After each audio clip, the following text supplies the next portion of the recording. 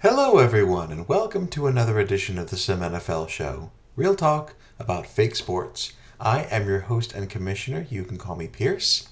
Last weekend, we had our 2026 SimNFL draft. This is the fifth draft in the history of the Pro Sim, and we are going to cover that in detail on today's show. If you're unfamiliar with what we do here at SimSN, come check us out on the website and on Discord. We would love to have you. So as I said, today's program is going to be entirely devoted to the 2026 draft. We'll do a couple of quick statistics from this draft class and compare to last year's for comparison. I'm going to look at my final top 10 mock and compare that to the actual results that we had. I'm also going to answer the questions I posed in last week's episode about the draft and possible outcomes. We'll go over a couple of other snap judgments, and then we'll get into top team performances. There are 6 teams I want to highlight as having done an exceptional job. We'll go over their classes in detail. That, of course, is a prelude to a full written article, which I am working on draft grades for every team, which will be posted when it's finished. So as I mentioned, we're going to list just a couple of interesting statistics from 2026, with 2025 there in blue for comparison. 273 players were drafted across all 7 rounds. Of course, that includes 32 picks in each round, as well as the compensatory selections in rounds 3 through 7. Ultimately, there were 73 players of 60 or better overall who were drafted. And I have seen that there are another 8 UDFA who are going to be joining teams here shortly, bringing us to just over 80 in the draft class. Compared to last year, when 82 players of that overall level were drafted, another 13 were available after the draft. So you can already see some higher efficiency in terms of teams finding the best players and drafting them within those first 7 rounds. Even if the overall level was a little bit lower than it was last year. 45 of those players who were drafted had A- or better potential. That's compared to a banner year last year where it had 66 of the same. So this year, about 1 in 5, a little less than 1 in 5 players had A- or better potential, which, when you consider that there are 5 grade levels and there's a normal distribution, that makes sense. 11 players were both of the above, were 60 or better overall with A- or better potential, compared to 24 last year. Of those 11, 8 were taken in the first rounds and 1 each in the second, third, and fourth rounds. And we'll be talking about those players specifically when we get to our team lists at the end. The highest overall that we know for sure is a 73. We'll see if Blake LaFell can change that when that is revealed. But for now, 73 looks like the absolute best player taken. Last year, the best player taken was RTM, who was a 76. And there was, of course, Christian Barraclaw, who was a 79 overall UDFA. With that in mind, I'm going to take a quick look back at last week's Week 4 video. Where I predicted the following. Was pretty close for the top 5. I correctly called Romero going at number 1 out of Ball State to San Francisco. I think his combine performance really showed him as being the best available candidate at the quarterback position. So ultimately, not surprising, that's where San Francisco went. Kingery went number 2. Just absolutely the best fit for Tampa Bay and what they like to do with their rushing offense and that rushing offensive line. A balanced archetype with a little bit more speed. And then Baltimore taking Brandon Savage at number 3. Baltimore very much in the QB market after moving on from David Chop, which is why they made the big deal up for number 3 to ensure they got a quarterback. I think they're very happy with that result, ending up with Savage. I correctly predicted that the Giants were going to go with Caleb Ryder as the next best available player. Again, I had Ryder as a first-round pick last year before he came back for his redshirt senior season at Oklahoma State. So I'm not surprised that he made a significant showing there. I correctly predicted Cincinnati would take a wide receiver after trading their top two to Jacksonville. I had the wrong name. They went with Bonifacio instead of Sherman, um, going for his higher potential. Sherman was a 65 with D plus potential. Bonifacio a 59 A plus. So I predicted Sherman. They actually went with Bonifacio. Sherman was still taken 6 overall, so I had him pretty much placed correctly, even if I missed the team. As for the latter half of the top 10, I had Denker going at 6. He went at 7. Oliveros going at 7. He went at 8. And I had Dade going at 10 to Dallas. He actually went at 9. Ultimately to Minnesota, who had 9 overall. The Jets did trade up to 7, took Denker. So I did have them taking a cornerback, although I got the name wrong. Dingus actually fell to later in the first at 19 overall. And then my biggest miss, Jarvis Morrow, going to the second round, falling all the way to 35. Otherwise, of the names that I predicted in the top 10, 8 of them went in that area. So feeling pretty good about that. As for some other questions that I was most looking forward to being answered, as for the actual draft result, obvious question, quarterbacks to go 1, 2, 3. It was Romero, Kingery, and Savage in that order. Also, shout out to Jeff Garcia for the amazing cameo. And then wondering about Oliveros following. He ended up going 8th to New England. Apparently, Cincinnati originally planned to take him at 5, which is why they moved up. But scouted him at F potential and decided to pivot to wide receiver. Oliveros was a 65 F. But he still was taken in the top 10, New England taking him at 8 as the 4th quarterback selected in the draft. As for the top players from weaker positions group, the top tight end was Eric Braverman. As expected, he went 43rd to the Minnesota Vikings. And then Anthony Singleton was actually the first outside linebacker taken at the bottom of the first. He went 31st overall to the Giants. So Braverman not getting any favors from a weak tight end class below him. And then Singleton surpassing Chantal Garate as the top outside linebacker.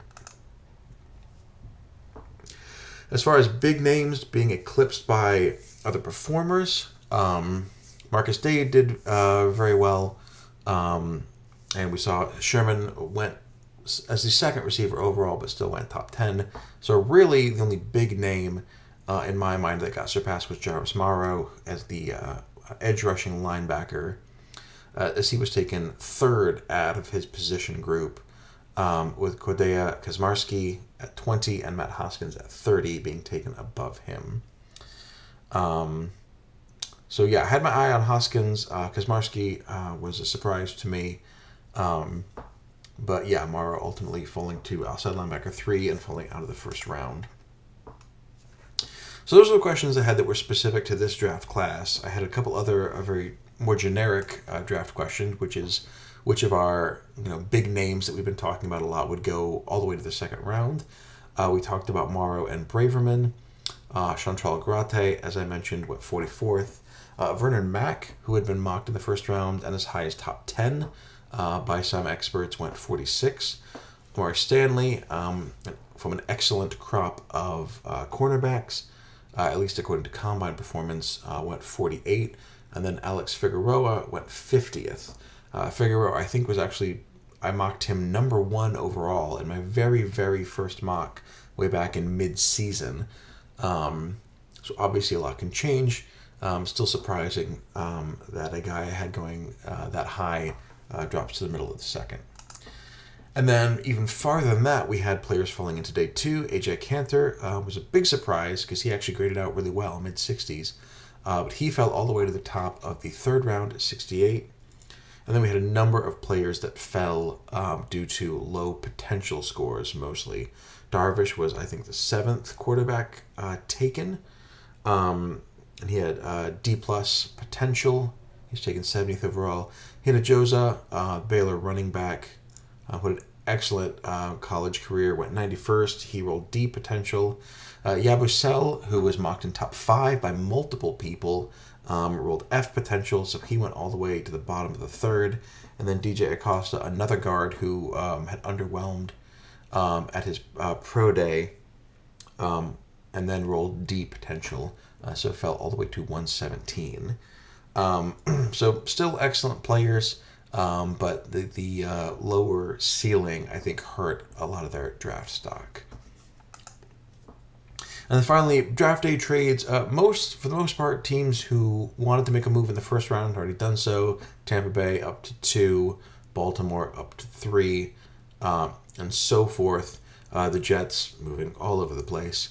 So really, as for draft day, the biggest one might be the Browns trading a couple of 5ths and then a next year's 2nd to go to the top of the 2nd this year, get pick number 34 from Washington to take Stephen Ware, giving the Browns a 4th day 1 pick.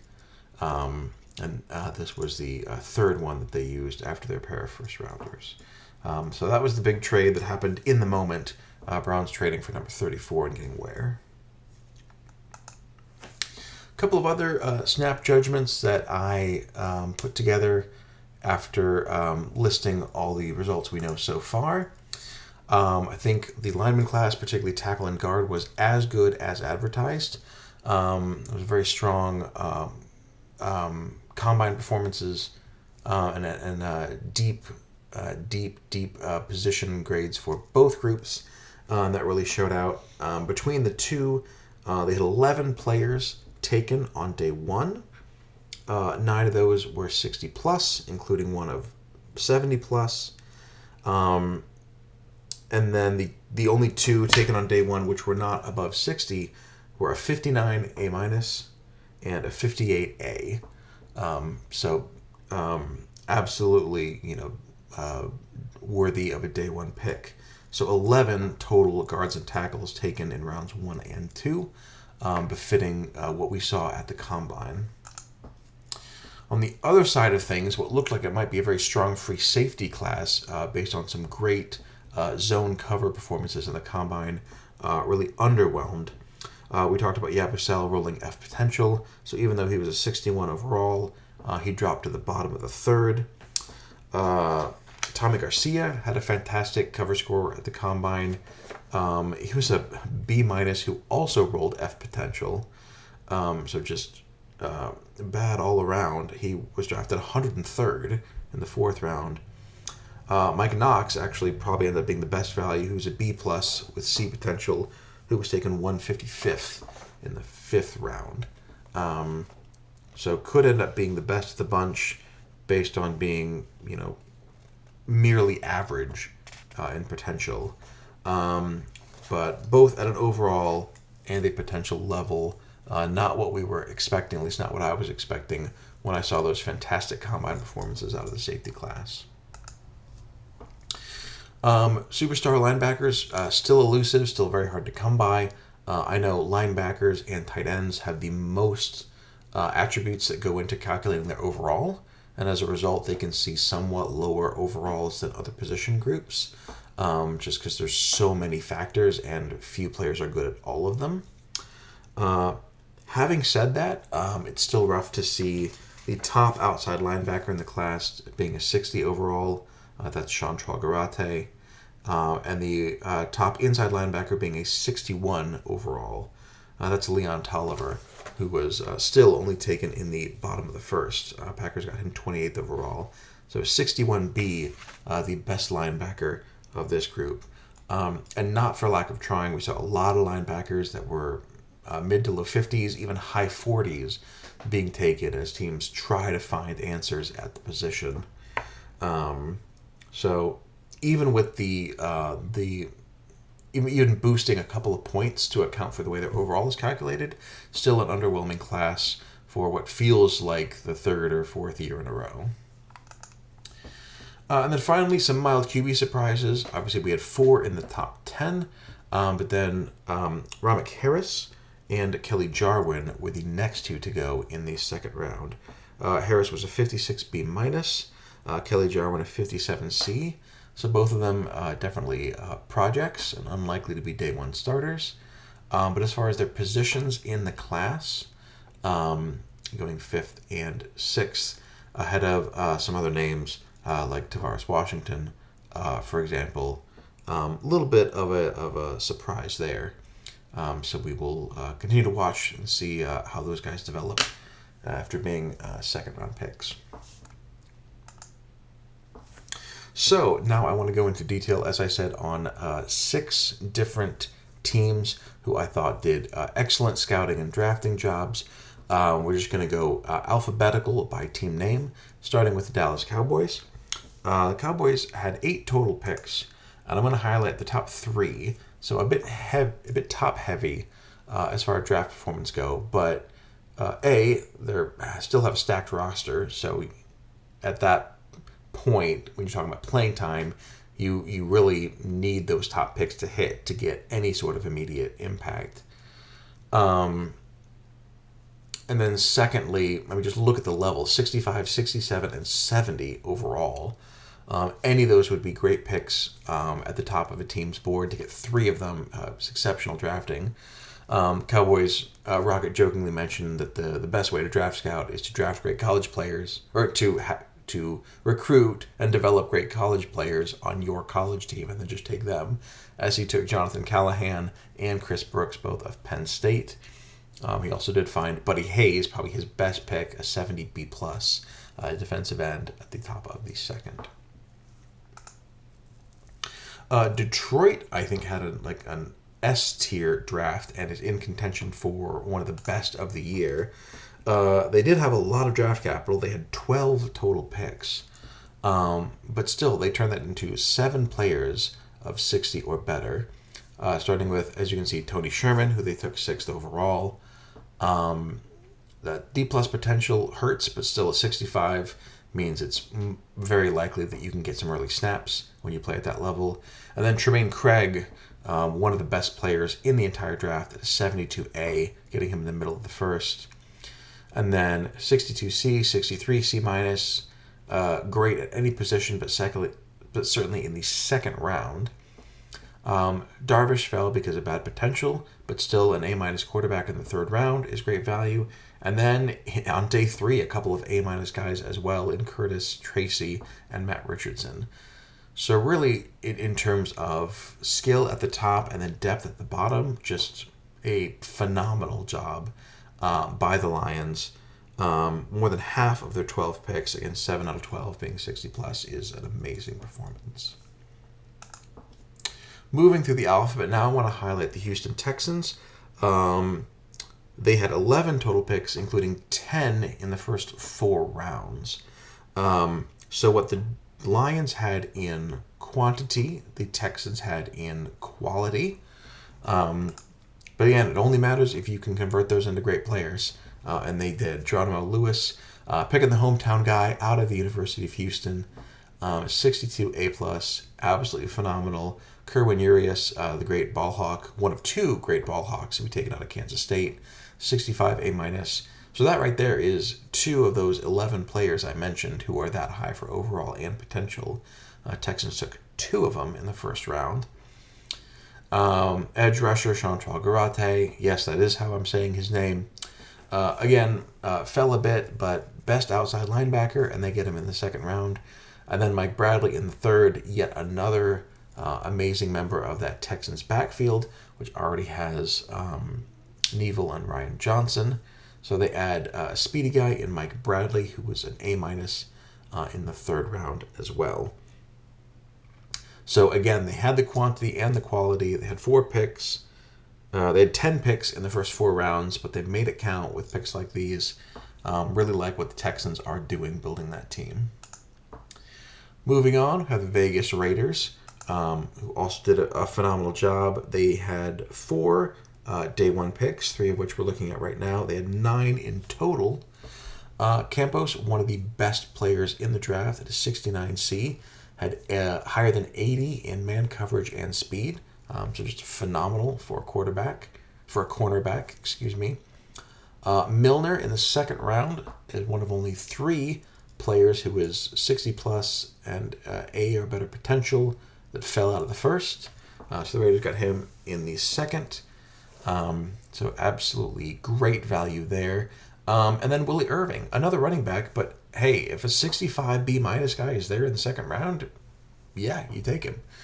And the same with AJ Cantor, fell to the third, was a 65 overall with C potential, grabbed him as well. Great value there for the Raiders. So yeah, these are 4 of just their 9 picks. But just far and away an amazing draft to come away with 4 players like that. New York Jets, I also want to shout out. They had 10 total picks. They also had 4 day 1 picks. Now, this one's a little harder to judge because we don't know how good they are. A overall, not A minus, suggests we're in the 62, 63 and up range. So having 3 players like that, especially with all above average potential, is great. We will learn how great as these guys get snaps in the preseason. But Dallas Stenker, absolutely worthy of a top 10 pick with that A plus potential. And then grabbing Jonathan Perry and Jake Kendricks at the top of the second round. Again, that's a lot of good draft capital, but as I said, it only really matters if you can find the right players, and the Jets absolutely did. 3 picks in the top 40, 3 A players, all with above average potential. That's the way to do it. 3 hits in a row. And then finally, I want to call out the Philadelphia Eagles, another contender, I think, for best draft. And theirs probably best in terms of efficiency. They had 8 total picks, and here are 4 of them. So Billy Wright, again, the second of the 2 great ball hawks out of Kansas State. 67 A plus is phenomenal at any point, especially at the bottom of the first. Kareem James was listed as a D plus in the draft book. Didn't get a combine, but had a phenomenal pro day, which caught the Eagle Scouts' attention and turned out to absolutely be worth it. 61 B plus. And then the absolute best value in the draft, Enrique Shamet and Rudy Bostic. Both of them 60 overall and A minus or better potential. So I mentioned that there were 11 players that are at least 60 A minus or better, and that 8 of them went in the first round. We talked about Milner falling to the Raiders in the second. The Eagles got one in the third and another in the fourth. So that's fantastic scouting and fantastic drafting and great value. So yeah, 4 guys of 60 or better, B plus or better potential. Even as you go down the list into later rounds, their guys all had great potential. So in terms of long-term success, I think the Eagles absolutely having the best draft. Scouting potential the way they do, I think they have maybe made a convert out of even me, who was really not considering potential as much in the last couple of years. But the Eagles show us how to get it done. Fantastic draft by that front office. That is all the content I have for this episode of the SimNFL show. Quick reminder, there will be no episode next week. I will be traveling over the long Labor Day weekend for my birthday, so I will be unavailable. But we will come back in 2 weeks, and then starting on September, hoping to be back on Tuesdays, so hopefully September 9th, we'll be back with a new episode, and we'll start doing division previews. I think we'll try to do a 4-episode series where each week we take one division from each conference and break it down and make our predictions based on that. And so as we go through the preseason, probably won't do as many game reviews as I normally do throughout the season, as people might be less interested in specific statistical performances. I might call out, some rookies or some of the young guys that have standout games, but probably won't do full game reviews in preseason. Instead, I'll be focusing on the division preview series as we gear up for the regular season proper. But that's all in the future. As of right now, I am signing off. And I will do so by saying the same thing I say to all of our users in all of our sims. Good luck and have fun.